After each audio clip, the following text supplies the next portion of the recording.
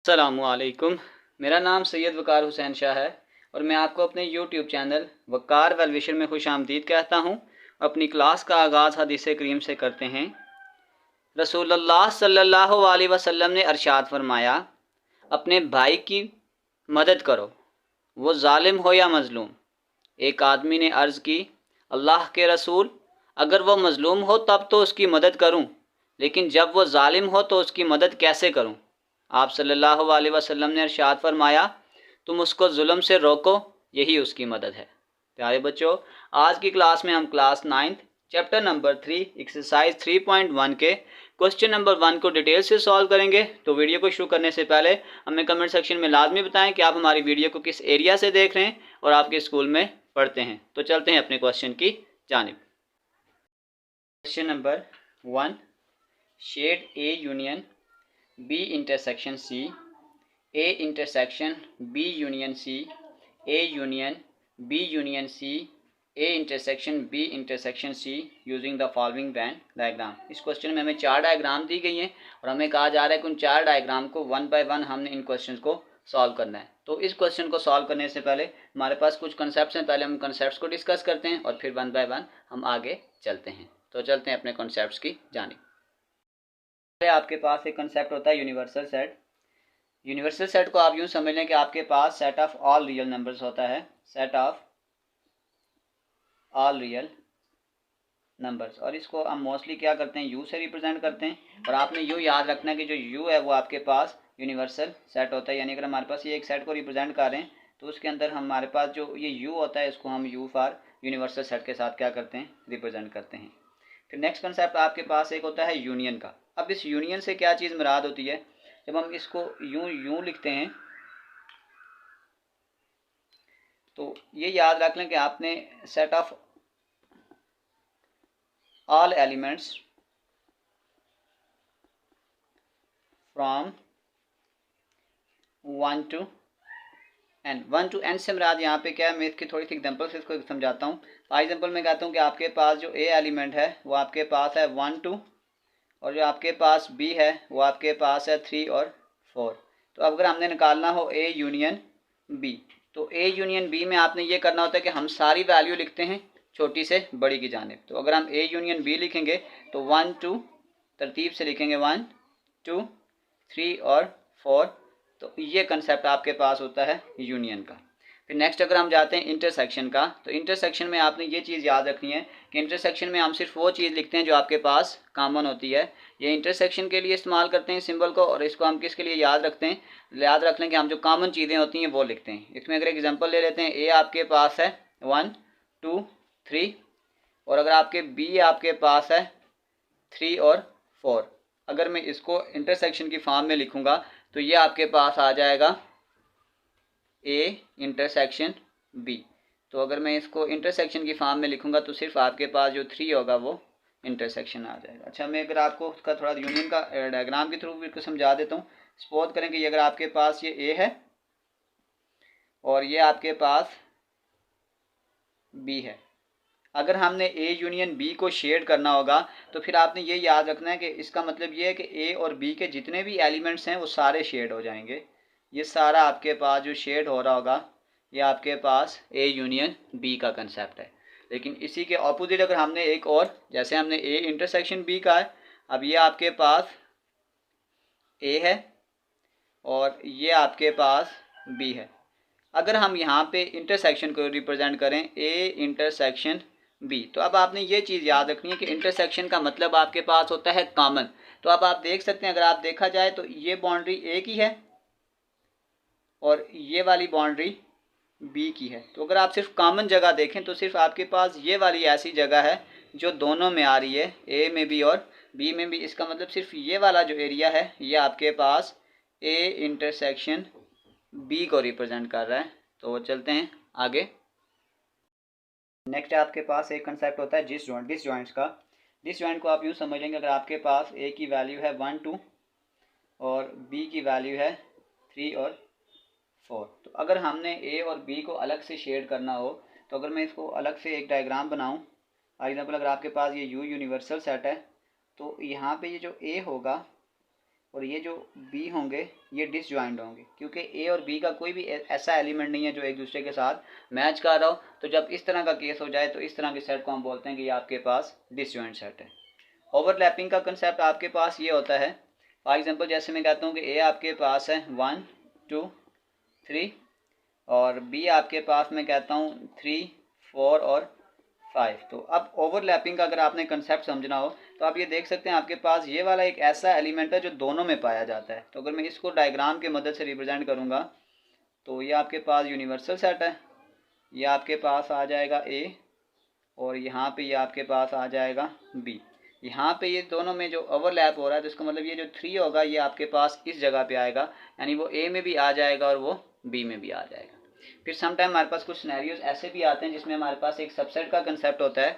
अब सबसेट से क्या मुराद है, जैसे मैं कहता हूँ कि ए आपके पास है 1 2 है और बी आपके पास है 1 2 3 और 4। तो आप ये देख सकते हैं जो ए का पूरा सेट है वो पूरा का पूरा सेट बी में भी आ गया है। तो इसका मतलब है समटाइम हम इसको यूँ लिख सकते हैं कि जो ए है वो आपके पास सबसेट है बी का, A is the subset of B. अब यहाँ पे ये देखें, अगर हमने इसको रिप्रेजेंट करना हो ये आपके पास एक यूनिवर्सल सेट आ जाएगा और अगर ये आपके पास ये ए है तो ये सारा का सारा सेट ऑलरेडी आपके पास बी में भी आ जाएगा। तो इस तरह का सिनेरियो होता है जिसमें हम सबसेट को रिप्रेजेंट करते हैं। इस तरीकाकार से हम चीज़ों को सिंप्लीफाइड करते हैं। तो चलते हैं क्वेश्चन की जानिब। 1, हमने हर एक डायग्राम को इन 4 डिफरेंट सिनेरियोज में डिस्कस करना है। आपके पास जो इसका पहला सिनेरियो है वो आपके पास है A union B intersection C. तो हम जब भी क्वेश्चन को सॉल्व करेंगे हम इसको स्टेप बाय स्टेप लेके चलेंगे। अगर आप इस क्वेश्चन को अगर उस डायग्राम में देखें तो सबसे पहले हमने क्या सॉल्व करना है, बी यूनियन सी। तो इसका मतलब ये हो गया कि अगर मैं इस स्टेप को इस डायग्राम को यू रिप्रेजेंट करूं, ये आपके पास आ जाएगा यू, ये आपके पास है ए, ये आपके पास आ गया है बी और अगर इसको इस तरीक़ेकार से हम रिप्रेजेंट करते हैं सी। तो अब आपने सबसे पहले ये चीज़ देखना है कि हमने सबसे पहले क्या करना था, और ये आपके पास यूनियन नहीं है बल्कि आपके पास इंटरसेक्शन है। हमने सबसे पहले फाइंड आउट करना है बी इंटरसेक्शन सी। यानी अगर हम यहाँ पे सबसे पहले स्टेप 1 को सॉल्व करें, यानी आप ये समझ लें कि ये आपके पास एक स्टेप 1 है और स्टेप 1 में आपने सॉल्व करना है बी इंटरसेक्शन सी।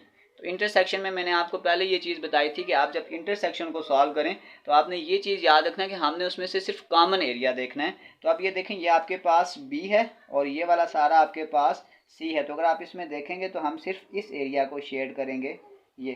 तो ये जो एरिया है ये आपके पास आ रहा है बी इंटरसेक्शन सी, ये आपके पास आ जाएगा बी इंटरसेक्शन सी।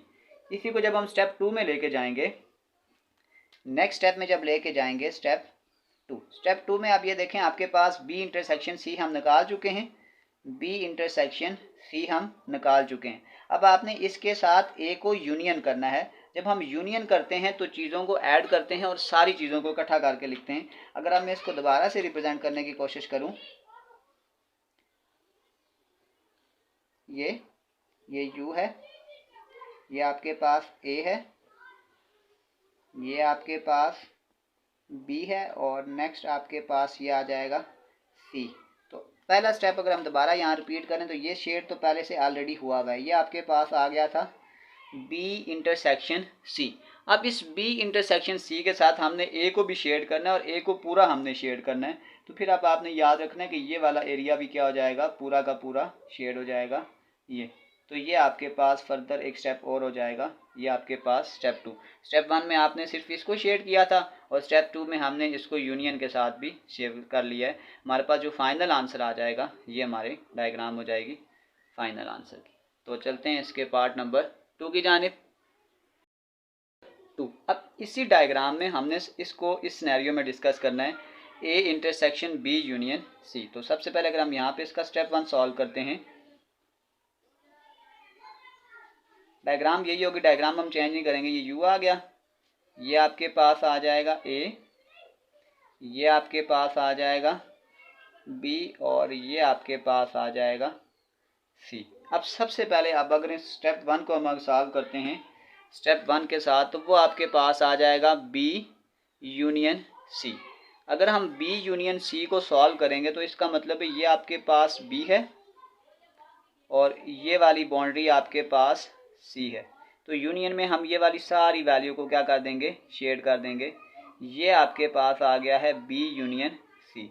ये हमने स्टेप 1 को सॉल्व कर लिया। ये आपके पास आ गया बी यूनियन सी, ये हमारे पास आ गया है स्टेप 1। अब जब नेक्स्ट स्टेप में हम दोबारा इसको लेके जाएंगे तो स्टेप 2 में जब आप जाओगे तो फिर हम इसी बी यूनियन सी के साथ, बी यूनियन सी के साथ ए का इंटरसेक्शन बनाएंगे। अब आपने इस स्टेप को थोड़ा गौर से समझना है। ये आपके पास यू है, ये आपके पास ए है, ये आपके पास बी है और ये वाला स्टेप आपके पास सी है। अब आपने ये चीज़ ध्यान रखना है कि इस पूरे एरिया को अगर हम इस डायग्राम के ऊपर लेकर आएँ और साथ ए इंटरसेक्शन करना है, तो अब आप देख सकते हैं कि अगर मैं इस डायग्राम को, सिर्फ ए की डायग्राम को थोड़ा सा शेड करने की कोशिश करूं, ये आपके पास ए है। तो देखें, अगर मैं इस डायग्राम को इस डायग्राम के ऊपर प्लेस करता हूं तो आपके पास जो सिर्फ ये वाला एरिया है, ये वाला एरिया है जो इस डायग्राम में इसमें भी आ रहा है और उसमें भी आ रहा है, यानी जो आपके पास शेड होगा अब आपके पास, वो सिर्फ आपके पास ये एरिया फाइनल शेड होगा। और ये अब हमारा फाइनल आंसर है जब हम स्टेप 2 में जाएंगे, और ये हमारा फाइनल आंसर है। चलते हैं पार्ट नंबर 3 की जानिब। 3 आपके पास आ जाएगा A union B union C. अब अगर हम इसी डायग्राम को दोबारा से लेके चलते हैं इस सिनेरियो में, स्टेप 1 आपके पास आ जाएगा, यहाँ पे इसको यूँ रिप्रेजेंट करते हैं, ये आपके पास आ जाएगा ए, ये आपके पास आ जाएगा बी और इसको रिप्रेजेंट कर लेते हैं, ये आपके पास आ जाएगा सी। तो सबसे पहले अगर हम यहाँ पे इसका स्टेप 1 सॉल्व करते हैं, स्टेप 1 आपके पास देखें इसमें क्या है, बी यूनियन सी। ये आपके पास आ जाएगा बी यूनियन सी। तो सबसे पहले आपने बी और सी को शेड करना है। ये वाला आपके पास पूरा एरिया जो है वो सी का है और इसके साथ हम इस बी को भी शेड कर देंगे। तो ये एरिया आपके पास आ गया है बी यूनियन सी। फिर इसी के साथ जब हम नेक्स्ट स्टेप में जाएंगे, ये आ जाएगा यू ए बी और ये आपके पास आ गया है सी। और नेक्स्ट स्टेप में हमने क्या करना है कि हम इसी वैल्यू के साथ यू को ए को भी यूनियन करेंगे, यानी बी यूनियन सी। ये आपके पास आ गया है स्टेप नंबर 2। तो अगर हम स्टेप नंबर 2 को दोबारा से शेड करने की कोशिश करेंगे, देखें ये ऑलरेडी पहले से शेड हुआ हुआ है, ये एक स्टेप 1 में हुआ हुआ, ये पहले से है। तो अब अगर हम दोबारा से ए को भी साथ शेड करेंगे तो हम इसको भी साथ क्या कर देंगे, शेड कर देंगे। तो ये आपके पास जो फाइनल आंसर आ जाएगा वो ये फाइनल आंसर है हमारा ये। चलते हैं इसी के पार्ट नंबर 4 की जानिब। नंबर 4, तो ये आपके पास आ जाएगा A intersection B intersection C. तो अब हम 1 बाय 1 इंटरसेक्शन के कंसेप्ट में जाएंगे। सबसे पहले आपके पास अगर हम इसका स्टेप 1 करेंगे तो उसमें हमें चाहिए होगा बी इंटरसेक्शन सी। ये आपके पास आ जाएगा स्टेप नंबर 1। तो ये देखें, ये आपके पास यू था, ये आपके पास ए है, ये आपके पास बी है और ये आपके पास आ जाएगा सी। तो सबसे पहले अगर आप ये गौर से देखें तो आपको सबसे पहले क्या चाहिए, बी इंटरसेक्शन सी। अगर बी इंटरसेक्शन सी करेंगे तो इसका मतलब ये वाला एरिया हमें इसमें शेड करना पड़ेगा, यानी ये जो ये वाला एरिया है ये आपके पास आ गया है बी इंटरसेक्शन सी। फिर नेक्स्ट स्टेप जब हम दोबारा से इसका स्टेप नंबर 2 करेंगे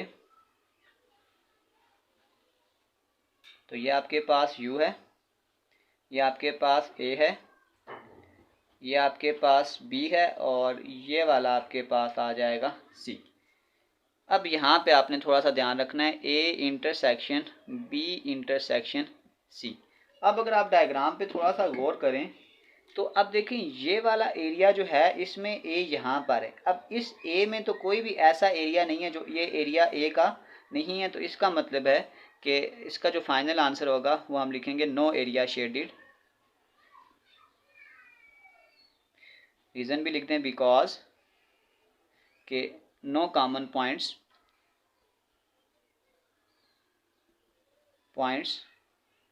is A and B intersection C, यानी कि बी इंटरसेक्शन सी और ए में कोई भी ऐसा कॉमन पॉइंट नहीं है जिसकी वजह से जो फाइनल आंसर होगा उसमें हमारे पास कोई शेड नहीं होगा। तो क्वेश्चन 1 कंप्लीट हुआ। चलते हैं इसके पार्ट 2 की जानिब। तो अब इस डायग्राम में भी हमने इस चारों स्टेप को सॉल्व करना है। तो पहला स्टेप अगर सॉल्व करें ये आ जाएगा A union B intersection C. तो सबसे पहले अगर हम इसका स्टेप 1 ड्रा करते हैं तो ये आपके पास आ जाएगा यू ए बी और फिर ये ए आ जाएगा, ये आ जाएगा ए सी और बी। तो सबसे पहले अगर हम इसका स्टेप 1 ड्रा करेंगे तो वो आपके पास है बी इंटरसेक्शन सी। तो बी इंटरसेक्शन सी से मुराद ये है कि कौन सी ऐसी जगह है जो इन दोनों में कॉमन आ रही है। तो अगर हम उस कॉमन एरिया को शेड करने की कोशिश करते हैं तो वो आपके पास ये आ जाएगा बी इंटरसेक्शन सी। तो जो ये वाला एरिया है, ये वाला एरिया इन दोनों में कॉमन आ रहा है, जो आ रहा है बी इंटरसेक्शन सी, ये आपके पास आ जाएगा स्टेप नंबर 1। इसी को जब दोबारा हम स्टेप नंबर 2 में लेके जाएंगे, ये आपके पास यू है ए बी और यहाँ पे फर्दर ए आ जाएगा ए सी और बी। अब जब हम इसी को स्टेप नंबर 2 में लेके जाएंगे, स्टेप नंबर 2, तो इसी बी इंटरसेक्शन सी के साथ हमें ए को यूनियन करना पड़ेगा। तो सबसे पहले अगर ए को यूनियन करेंगे तो इसका मतलब सबसे पहले हम ए को शेड करेंगे, ये ए वाला एरिया सारा शेड हो जाएगा और साथ में आपके पास बी इंटरसेक्शन सी जो पहले से शेड है वो भी दोबारा से शेड हो जाएगा, क्योंकि यूनियन में हम सारी चीज़ें लिखते हैं, इसको हम सिर्फ डायग्राम की मदद से रिप्रेजेंट कर रहे हैं। तो ये वाला जो आपके पास फाइनल आंसर आ जाएगा वो हमारे पास इस डायग्राम का आ जाएगा। चलते हैं इसी के पार्ट नंबर 3 की जानिब। 2 में आपके पास आ जाएगा A intersection B union C. तो सबसे पहले अगर हम इसी डायग्राम को दोबारा से रिप्रेजेंट करेंगे, ये आ गया है यू,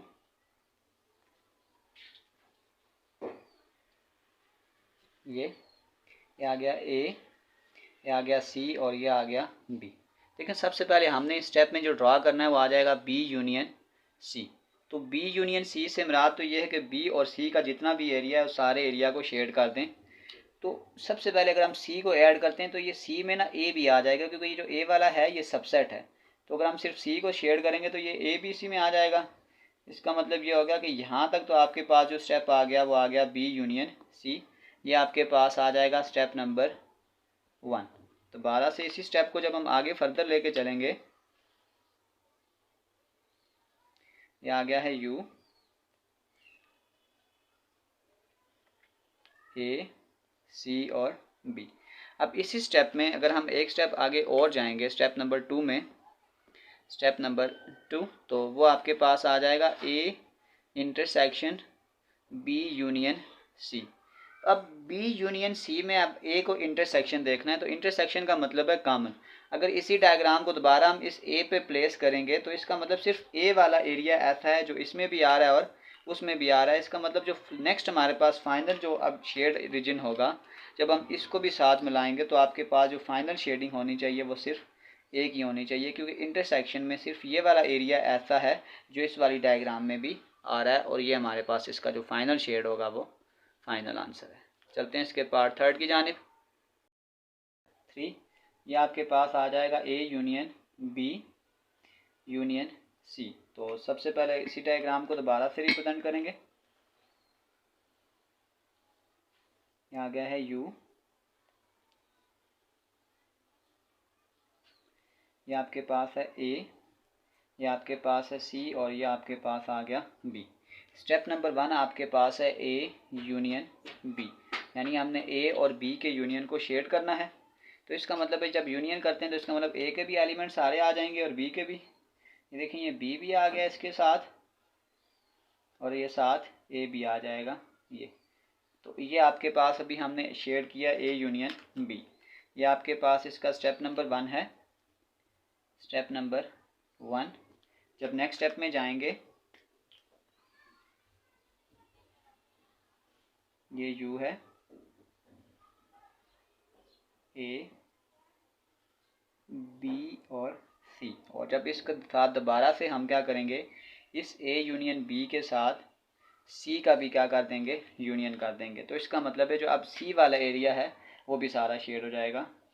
यानी ये देखें, ये पहला एरिया शेड हुआ, ये अभी हमने स्टेप 1 किया है। फिर इसके साथ यूनियन सी, मतलब कि जो सी वाला एरिया है उसको भी क्या कर दें, शेड कर दें। तो ये जो आपके पास फाइनल एरिया है वो सारा शेड हो जाएगा स्टेप नंबर 2 में, और ये हमारा आंसर है। चलते हैं इसी के पार्ट 4 की जानिब। नंबर 4 आपके पास आ जाएगा A intersection B intersection C. तो सबसे पहले हमने क्या करना है, सबसे पहले हमने इस क्वेश्चन में बी इंटरसेक्शन सी ड्रा करना है। ये आपके पास यू है, ये ए है, ये बी है और ये आपके पास सी है। तो सबसे पहले आपने क्या करना है, बी इंटरसेक्शन सी। अब बी और सी में जो इंटरसेक्शन है, अब आपने सबसे पहले उसको शेड करना है। तो वो आपके पास ये वाला एरिया आ जाएगा, ये आपके पास आ गया है बी इंटरसेक्शन सी। ये आपके पास आ गया स्टेप नंबर 1। फिर नेक्स्ट स्टेप पे जाएंगे, यू, ए, बी और सी। नेक्स्ट स्टेप में आपके पास ये आ जाएगा ए इंटरसेक्शन बी इंटरसेक्शन सी।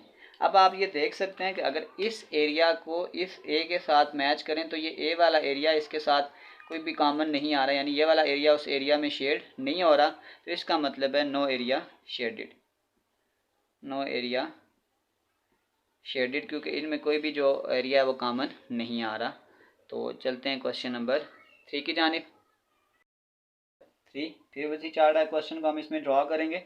सबसे पहले आपके पास आ जाएगा A union B intersection C. तो सबसे पहले अगर हम इसको डायग्राम की मदद से लिखें, ये आ जाएगा यू, ये ए है, ये बी है और ये आपके पास सी है, ए बी और सी। सबसे पहले हमने ये करना है बी इंटरसेक्शन सी। अब बी इंटरसेक्शन सी के एरिया को अगर हम देखें तो ये वाला आपके पास बी है और ये वाला सी है। तो अगर हम बी और सी के एरिया को देखें, जो बी और सी में आ रहा है तो वो आपके पास ये एरिया आ रहा है, ये वाला ऐसा एरिया है जो बी और सी दोनों में आ रहा है। तो ये अभी हमने निकाला है बी इंटरसेक्शन सी। अब इसी एरिया के साथ हमें ए को यूनियन भी करना है। तो ये आपके पास है स्टेप नंबर 1। दोबारा से अगर हम स्टेप नंबर 2 में जाएंगे, ये आ जाएगा यू, ए, बी, सी। ये आपके पास ए है, ये बी है और ये सी है। अब आपने इसी A union B intersection C, तो अब अगर आप बी इंटरसेक्शन सी वाला एरिया पहले देखें तो वो आपके पास ये शेड था, ये।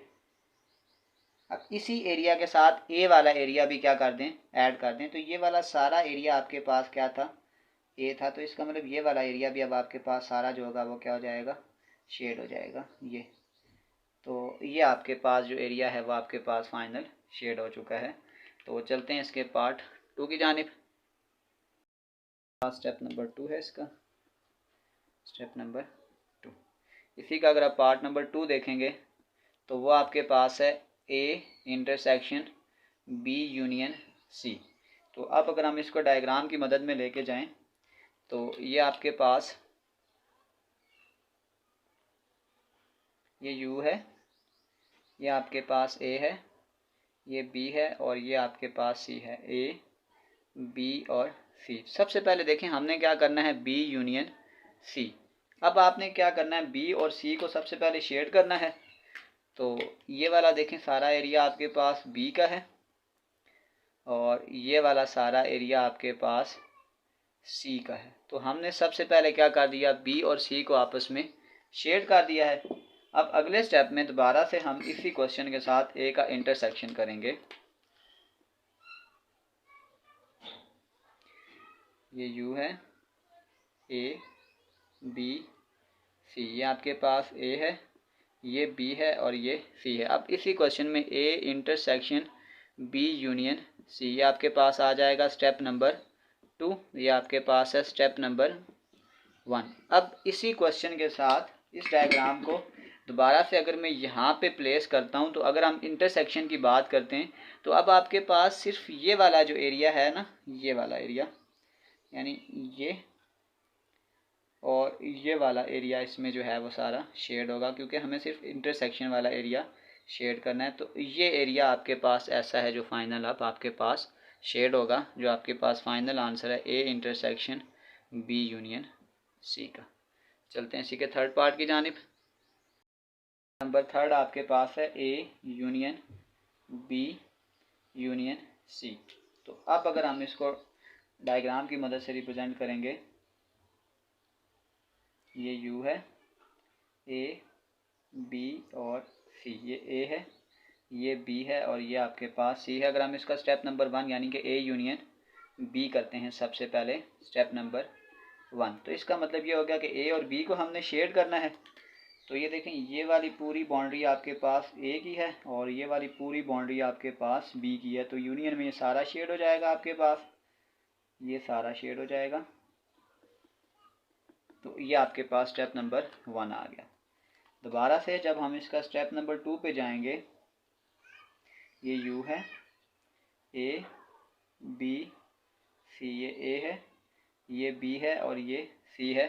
तो उस ए यूनियन बी के साथ हम फिर से सी को भी क्या कर देंगे, यूनियन कर देंगे। तो इसका मतलब जो ये पहले से एरिया शेड है, उसके साथ आप इस सी को भी शेड कर दें, ये एरिया भी इसमें ऐड हो जाएगा। तो ये वाला आपके पास फाइनल आंसर है। चलते हैं इसके पार्ट 4 की जानिब। आपके पास है A intersection B intersection C. तो सबसे पहले हम बी इंटरसेक्शन सी यानी कि स्टेप 1 करेंगे। स्टेप नंबर 1 वो आपके पास आ जाएगा बी इंटरसेक्शन सी, ये यू है, ए बी और सी, ये ए है, ये बी है और ये सी है। सबसे पहले आप देखें बी इंटरसेक्शन सी, इंटरसेक्शन में थोड़ा सा इसकी बाउंड्री आप क्लियर कर लीजिएगा। ये आपके पास बी है और ये आपके पास सी है। तो इसका मतलब ये हुआ कि अगर आप इस एरिया को देखें तो सिर्फ ये वाला एरिया आपके पास ऐसा है जो बी इंटरसेक्शन सी में आ रहा है, सिर्फ ये वाला एरिया, ये आपके पास आ जाएगा स्टेप नंबर 1। फिर दोबारा से अगर हम इसको स्टेप नंबर 2 में लेके जाएंगे, यू ए बी सी, ये ए है, ये बी है और ये सी है। अब आपने A intersection B intersection C, अब आपने ये करना है, सिर्फ आपने ये वाला जो एरिया शेड किया था ये वाला, अब इसमें आपने ये देखना है कि कौन सा एरिया है जो सिर्फ ए में आ रहा है, क्योंकि हमने सिर्फ इसको ए के साथ इंटरसेक्शन करना है। तो इसका मतलब सिर्फ ये वाला एरिया जो है, ये वाला एरिया आपके पास सिर्फ शेड हो जाएगा ये। तो ये आपके पास आ गया A intersection B intersection C और ये हमारा फाइनल आंसर है। चलते हैं डायग्राम नंबर 4 की जानिब। 1, तो ये आपके पास आ जाएगा A union B intersection C. तो सबसे पहले हमें जो स्टेप 1 करना होगा वो आपके पास आ जाएगा बी इंटरसेक्शन सी। तो अगर आप बी इंटरसेक्शन सी करेंगे तो ये यू है, ये ए है, ये बी है और ये आपके पास सी है। तो आप देखें ये बी है और ये सी है, इसमें तो कोई एरिया ऐसा नहीं है जो शेड होगा। तो स्टार्ट में आपके पास आ जाएगा नो शेडेड एरिया, ये स्टार्ट में इसमें कोई एरिया शेड नहीं होगा। और जब हम इसको स्टेप नंबर 2 में लेके जाएंगे, फिर आपके पास आ जाएगा A union B intersection C. तो ये आ जाएगा यू ए बी और ये साथ आ जाएगा सी, ए बी और ये आ जाएगा सी। अब इसमें बी इंटरसेक्शन सी में तो कोई एरिया शेड नहीं हुआ, लेकिन अब हम इसमें ए को शेड करेंगे, यानी ए को यूनियन से मुराद ये कि ए का एरिया क्या हो जाएगा, शेड हो जाएगा। तो इसका मतलब ये वाला एरिया इसमें फाइनल शेड हो जाएगा ये। Part number 2। पार्ट नंबर 2 में आपके पास इसी क्वेश्चन में आ जाएगा A intersection B union C. अगर हम A intersection B union C बनाएंगे तो सबसे पहले जो स्टेप आपके पास 1 होगा, स्टेप नंबर 1, देखिए आपके पास ए है, ये बी है और ये आपके पास सी है, ए बी और सी। स्टेप नंबर 1 आपके पास आ जाएगा बी यूनियन सी, यानी बी और सी को हम क्या कर दें, दोनों को शेड कर दें। तो ये वाला सारा एरिया इसका बी का है, ये बी शेड होगा इसमें, और साथ इसमें सी को भी क्या कर देंगे, शेड कर देंगे। ये आपके पास स्टेप नंबर 1 है। और दोबारा से जब हम इसको स्टेप नंबर 2 में लेके जाएंगे, स्टेप नंबर 2, उसमें ये हो जाएगा कि ए के साथ इसी चीज़ का इंटरसेक्शन करेंगे, बी यूनियन सी का। ये आपके पास ए है, ये बी है, ए बी, और ये आपके पास सी है। अब ऊपर वाला जो एरिया शेड हुआ है, अगर उसको दोबारा से ए में देखा जाए तो सिर्फ उसमें ए में ये वाला ऐसा एरिया है जो ए में आ रहा है, ये तो इंटरसेक्शन में ये वाला जो फाइनल एरिया आप जो शेड होगा वो ये होगा। यानी इस एरिया को अगर दोबारा से इधर ए पे प्लेस करें तो सिर्फ ये वाला एरिया ऐसा है जो पहले ए वाला एरिया उस एरिया में आ रहा था। तो इंटरसेक्शन में हम क्या करते हैं, सिर्फ कॉमन एरिया को रिप्रेजेंट करने की कोशिश करते हैं। तो ये आपके पास स्टेप नंबर 2 है। चलते हैं इसके 3 की जानिब। थर्ड, तो ये यू है, ये ए है, ये बी है और ये सी है, ए बी और सी। तो सबसे पहले आपने क्या करना है, ए यूनियन बी, यानी जो स्टेप नंबर 1 है इसको शेड करेंगे। तो यूनियन में सिंपल सी बात है, यूनियन को शेड करना इजी है। ए और बी का सारा एरिया क्या कर दें, शेड कर दें। ये आपके पास ए है और ये साथ बी भी है, ये वाला सारा एरिया शेड हो जाएगा। और जब इसी को हम स्टेप नंबर 2 में लेके जाएंगे, ये यू है, ये ए है, ये बी है और ये सी है, ए बी और सी। इसमें अब ए यूनियन बी साथ यूनियन सी आ जाएगा। तो इसका मतलब है कि ये वाला जो एरिया पहले से शेड है वो भी, और साथ जो सी वाला एरिया है उसको भी क्या कर दो, शेड कर दो। तो ये हमारा इसमें फाइनल आंसर हो जाएगा। इसी का लास्ट पार्ट नंबर 4, वो आपके पास है A intersection B intersection C. Step number 1 आ जाएगा, ये ए है, ये बी है और ये सी है, ए बी और सी। सबसे पहले हमने करना है बी इंटरसेक्शन सी। तो अब आप ये देखें कि आपके पास जो बी का एरिया है ये आपके पास बी है और ये वाला सारा एरिया सी है। तो इसमें जो एरिया है वो नो शेडिड होगा, क्योंकि कोई भी सेम एरिया इसमें लाए नहीं कर रहा, no shaded area. Step number ये आपके पास आ जाएगा 1।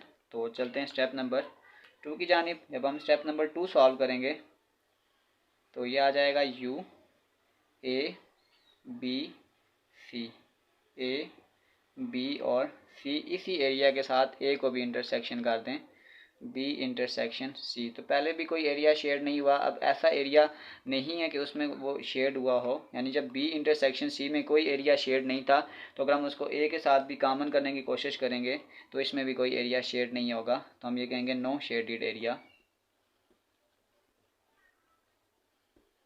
तो इसी के साथ हमारा क्वेश्चन नंबर 1 कंप्लीट हुआ। आपकी बुक में इस क्वेश्चन को एक ही स्टेप से सॉल्व किया गया था, तो मैंने कोशिश किया है कि 2 स्टेप्स में आपको क्लियरली समझाने की कोशिश करूं। टाइम ज़्यादा लग जाएगा लेकिन आपको जो कंसेप्ट होगा बिल्कुल क्लियर हो जाएगा। इसी के साथ डिस्क्रिप्शन में मैं पूरे चैप्टर के एक्सरसाइजेज के लिंक डाल दूंगा। अगर आपको किसी भी जगह मसला हो तो आप आसानी से जाकर वो क्वेश्चन विजिट कर सकते हैं। आखिर में एक छोटा सा मैसेज अपने देखने और सुनने वालों के लिए, शाखों से टूट जाएं वो पत्ते नहीं हैं हम, शाखों से टूट जाएं वो पत्ते नहीं हैं हम, आंधी से कोई कह दे कि औकात में रहें। प्यारे बच्चों, अपना बहुत सारा ख्याल रखें। मिलते हैं अगली वीडियो में, तब तक के लिए अल्लाह हाफिज़।